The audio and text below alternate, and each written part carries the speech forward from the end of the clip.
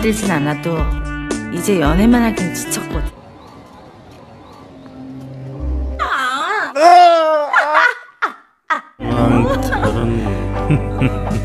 Sana?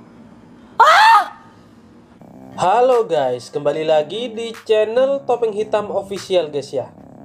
Bagaimana kabar kalian hari ini? Semoga kalian selalu sehat dan banyak rezeki guys. Kali ini kami akan menceritakan sebuah alur film berjudul My Ordinary Love Story. Oke, tanpa basa-basi lagi, kita langsung ke alur ceritanya guys ya. Film dibuka dengan diperlihatkan seorang pria lagi grogi saat hendak melangsungkan tunangan. Scene kemudian berpindah di dalam mobil. Tampak sepasang kekasih lagi bad mood, dan pria sedikit merayu dengan mengingat lagu yang diputarkannya. Tak lama mereka pun bertengkar. Wanita itu adalah Park Eun-jin, wanita apa adanya yang berusia 30 tahunan. Dan pria di sebelahnya itu adalah Kim Hyun Suk.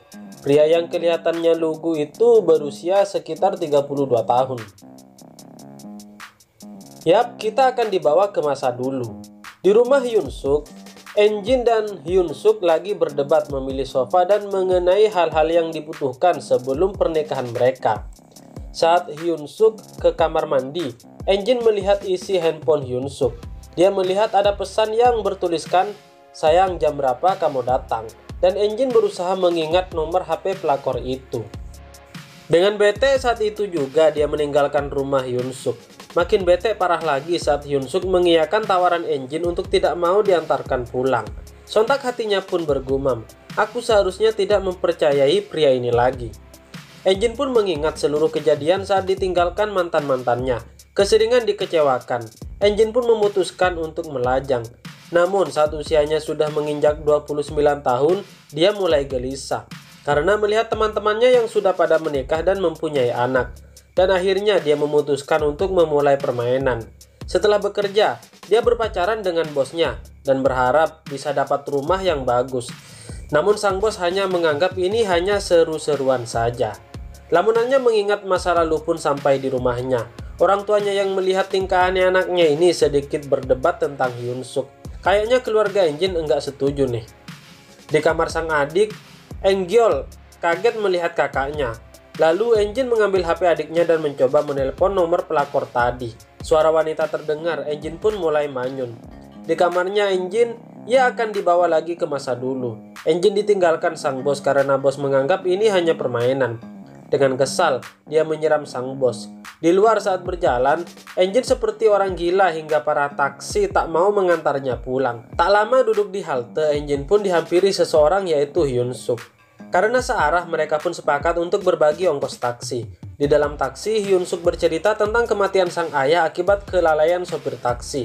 Dan dia juga mengatakan itulah sebabnya saat aku melihat taksi, ingin rasanya aku membunuhnya.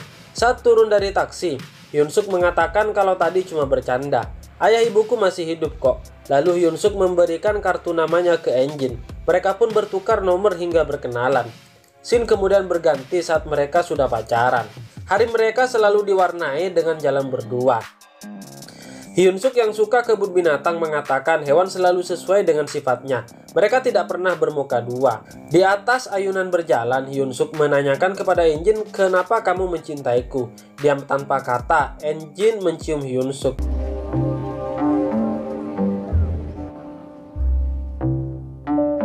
Hubungan mereka pun sudah berjalan setahun lamanya. Eun-jin sudah menginjak usia hampir 30 tahun. Di pinggir jalan, mereka melihat sebuah gaun. Saat diajak masuk ke dalam, Hyun Suk tidak mau.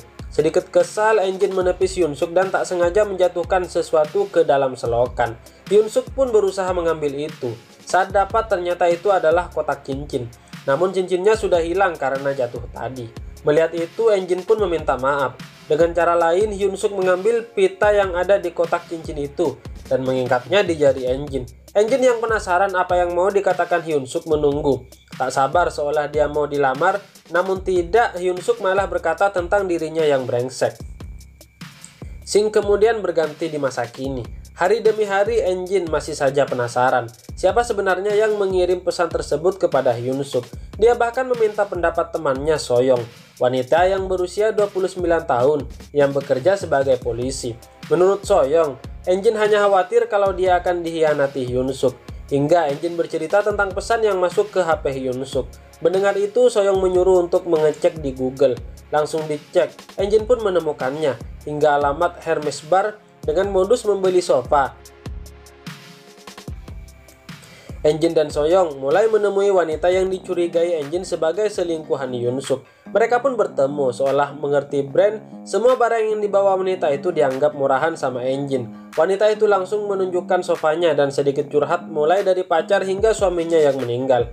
Ternyata wanita tersebut 9 tahun lebih tua dari Hyun Suk. Mereka pun mencari tahu tentang pacar wanita itu. Dengan sedikit menginterogasi, Engin pun semakin curiga. Saat di pasar, Engin mendapat SMS dari Hyun Suk kalau dia akan berangkat ke Hong Kong dan ngajak bertemu nanti.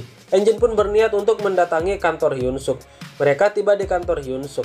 Di dalam ruangan mereka tak melihat Hyun Suk. Engin kembali menelpon dan Hyun Suk yang mengaku lagi siap-siap pergi bersama bosnya. Akhirnya Engin tahu semuanya. Sedangkan Hyun Suk belum tahu sama sekali kalau kebohongannya sudah terbongkar. Banyak hal yang disembunyikan Hyun Suk pada Engin, membuat Engin galau berat hingga marah dan kecewa. Esok paginya, Engin dibangunkan ibunya dan sedikit diceramahi. Setengah sadar dia bertanya ke ibunya tentang hubungan ibunya dengan sang ayah. Mereka pun saling bercerita. Asik cerita, Engin mendapat telepon dari Soyong kalau dia dapat bukti yang kuat. Engin menghabiskan makanannya lalu langsung meluncur. Di kantor Soyong, mereka melihat rekaman CCTV dekat Hermes Bar dan melihat sosok Hyun Suk. Di luar saling cerita, Soyong mulai curiga ke Hyun Suk karena dia sering meminjam uang $5.000 ke Engin. Mereka kembali mencari tahu. Saat serius, Hyun Suk menelpon. Kenapa tidak mengangkat teleponku? Apa yang terjadi? Engin masih saja pura-pura tidak tahu. Mendengar Hyun Suk pergi ke bandara, Engin kayak mau muntah gitu. Dasar pembohong. Soyong pun langsung membuat janji ke wanita penjual sofa yang tinggal di Hermes Bar itu. Wanita itu mengatakan kalau dia akan ke bandara bersama pacarnya. Soyong pun kesal dan langsung mengintai. Di sana Engin meminta bantuan adiknya. Mendengar akan ditraktir daging panggang, adiknya pun langsung pergi. Setelah sampai, Soyong sedikit menggoda adik temannya itu. Sang adik yang terobsesi dengan tentara, dengan sigap langsung mengambil tangannya Soyong lalu berkenalan. Sang kakak melihat tingkah sang adik langsung beraksi. Mereka pun bertiga mengintai bersama di dalam mobil. Mereka pun melihat Hyun Suk sedang sibuk mengangkat koper ke dalam mobilnya. Ada sofa juga. Dengan penasaran, Engin langsung mendatangi Hyun Suk. Engin pun melampiaskan amarahnya dengan berbagai tuduhan keluar dari mulutnya. Hingga Engin mengungkit pekerjaan di tempat lamanya. Mendengar itu, Hyun Suk mati kutu lalu meminta maaf ke Engin dan meminta kesempatan sekali lagi untuk memperbaiki hubungan mereka. Engin yang awalnya kecewa setelah mendengarkan alasan Hyun Suk kalau dia beneran cinta kepada Engin. Dengan besar hati, Engin memaafkan dan memberikan kesempatan lagi kepada Hyun Suk. Jadi dugaan Engin selama ini bahwa Hyun Suk selingkuh ternyata salah. Hyun Suk tidak pernah selingkuh dengan wanita pemilik bar. Selama berpacaran dengan Engin, Hyun Suk berbohong soal pekerjaannya. Saat pertemuan pertama mereka, sebenarnya Hyun Suk tidak memiliki pekerjaan. Dia merasa malu pada Engin. Dia sebenarnya memiliki rencana untuk menikahi Engin setelah memenangkan $5.000 dari bursa saham. Uang tersebut dia pinjam dari Engin. Ternyata Hyun Suk belum beruntung. $5.000 milik Engin habis karena kalah pada bursa saham. Saat perjalanan, Engin kembali menanyakan tentang nomor wanita yang ada di HP Hyun Suk. Kok dia sering menghubungimu? Hyun Suk pun menjawab jika bisnisnya sudah bangkrut, banyak barang yang dijual murah, makanya sofa ini pun dia dapatkan sesuai kemauan Engin. Berhenti di pom bensin, Hyun Suk pamit ke toilet dan bergegas mengambil HP-nya di dalam mobil. Engin yang hafal nomor HP wanita itu mencoba menelponnya dan terdengar suara HP dari bagasi. Engin pun melihatnya. Di tempat lain, Soyong dan adik Engin kembali ke bar untuk membeli sepeda yang akan dijual wanita pemilik bar itu. Bukannya menemukan sepeda tersebut, Soyong malah melihat sesuatu dengan kagetnya dan langsung memberitahu Engin via telepon. Dengan rasa campur aduk, Engin memastikan saat mobil berhenti, memberanikan diri membuka koper di bagasi mobil Hyun Suk. Dan ternyata benar, Engin menemukan mayat wanita pemilik bar itu. Bar itu pun diselidiki oleh pihak kepolisian.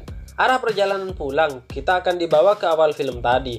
Ternyata Enjin yang sudah tahu ada yang nggak beres tentang Hyunsuk, dia meminta pulang. Begitupun Hyunsuk, dia sudah mengetahui kalau Enjin melihat isi koper tersebut. Lalu dia memperhatikan mobilnya. Karena takut orang lain tahu, Enjin disekap dan dibawa Hyunsuk ke suatu tempat. Scene kemudian berganti. Terlihat Hyunsuk lagi mencangkul dan menguburkan mayat wanita pemilik bar tadi. Berpindah, kita diperlihatkan saat mereka tunangan dulu. Mereka pun berselfie. Kembali ke masa kini. Enjin yang baru sadar melihat sofa di sebuah ruangan. Enjin yang histeris berusaha ditenangkan oleh Hyunsuk. Tempat tersebut adalah rumah Hyunsuk yang sebenarnya. Enjin disekap dalam keadaan masih hidup. Hyunsuk menceritakan kebenarannya. Masa lalu Hyunsuk yang kelam membuatnya menjadi pembunuh. Ayahnya meninggal saat naik taksi karena kelalaian sopir taksi. Semenjak kematian ayahnya, kehidupannya menjadi buruk. Ibunya harus bekerja di pabrik dan mengalami kecelakaan kerja. Karena tidak ada kompensasi dari perusahaan, ibunya bekerja sebagai wanita malam di bar. Beban hidup yang berat membuat ibunya bunuh diri. Semenjak itulah Hyunsuk memiliki dendam kepada supir taksi. Dia mulai membunuh siapa saja yang pernah menyakiti ayah dan ibunya. Hyunsuk melanjutkan ceritanya. Dia mengingatkan kembali saat pertemuan pertama mereka. Saat Enjin dalam keadaan mabuk. Dia menyukai Enjin yang terlihat tidak menyembunyikan apapun. Wanita apa adanya, tidak bermuka dua. Lalu sofa yang dibawanya. Hyunsuk dengan tulus awalnya ingin memberikannya kepada Enjin. Lalu Enjin bertanya apa hubungan wanita itu dengan matinya ayah ibumu. Hyunsuk pun berkata, setiap ada lelaki yang berperilaku kasar kepada wanita, dia tidak segan untuk membunuhnya. Wanita pemilik bar yang tadi adalah istri sopir taksi yang menjadi korban pembunuhan pertama Hyunsuk. Awalnya dia tidak memiliki niat untuk membunuh wanita pemilik bar itu.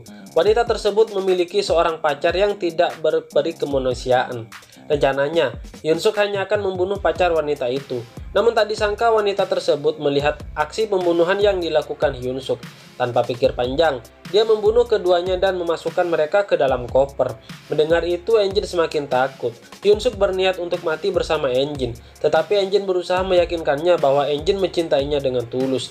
Mendengar itu, Hyunsuk membawa Enjin ke kamarnya, lalu membuka ikatan pada tangan Enjin.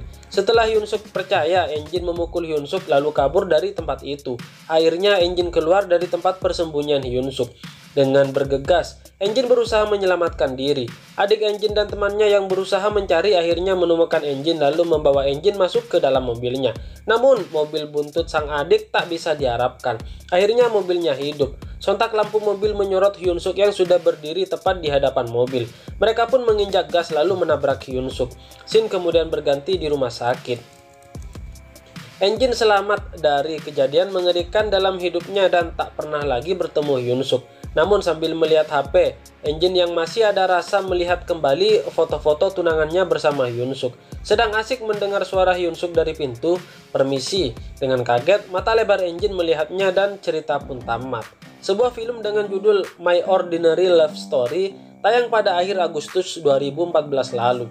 Kisah cinta sekaligus trialnya siap menemanimu selama 93 menit ya guys. Sebelum memutuskan untuk menikah, mengenal latar belakang, masa lalu, dan visi pasangan di masa depan adalah hal yang wajib dilakukan.